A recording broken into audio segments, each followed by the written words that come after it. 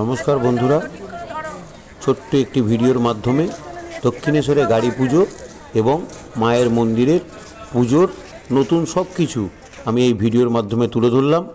Mobile রাখা, bag রাখা এবং মন্দিরে পুজো দেওয়ার সব কিছু আমি ডেসক্রিপশন বক্সে দিয়ে দেবো। আশা করি নতুন আপনারা যারা দক্ষিণেশ্বর মন্দিরে আসবেন তাদের জন্য খুবই উপকারী হবে এই ভিডিওটি। আসুন আমি ভিডিওটি আপনাদের সামনে শুরু করছি।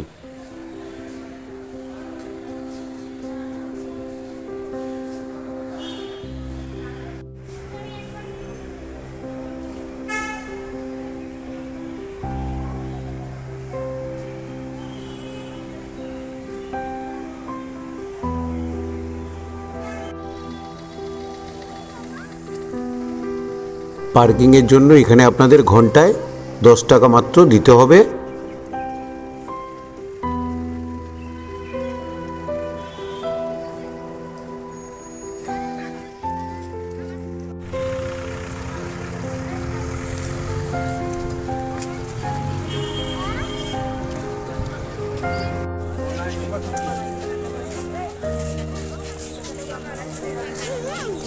একটু এগিয়ে গিয়েই ডান দিকে আপনারা পেয়ে যাবেন অনেক প্রসাদের দোকান।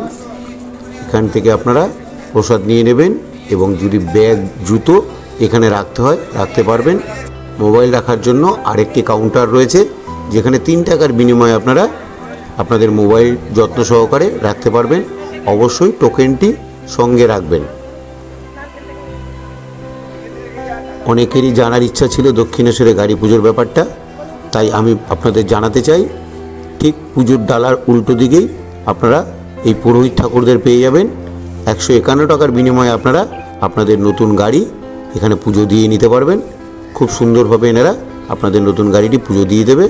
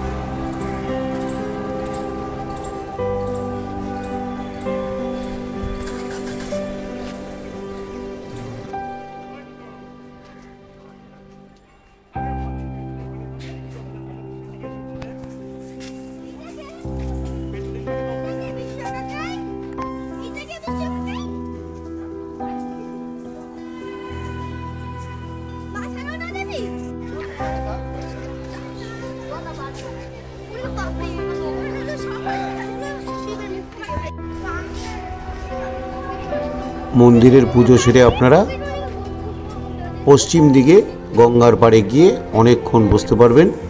ওখানে সুন্দর সন্ধ্যা আরতি হয় সন্ধ্যাবেলা। আমি সকালে গেছি, তাই সন্ধ্যা আরতিটা আপনারা আমার আগের ভিডিওতে দেখে নিতে পারবেন।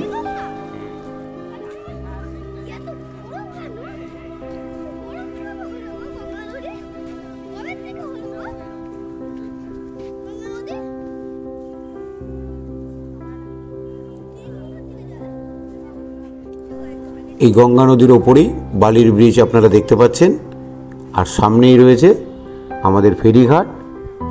এই ফেরিঘাট থেকে আপনারা বেলুড় মঠের উদ্দেশ্যে ফেরি পেয়ে যাবেন। টাইম টু টাইম এখানে ফেরির ব্যবস্থা করা আছে। এই হচ্ছে আপনাদের সামনে ফেরিঘাট। এখান থেকে আপনারা বেলুড় মঠে পৌঁছে যাবেন খুব অল্প পয়সার বিনিময়ে।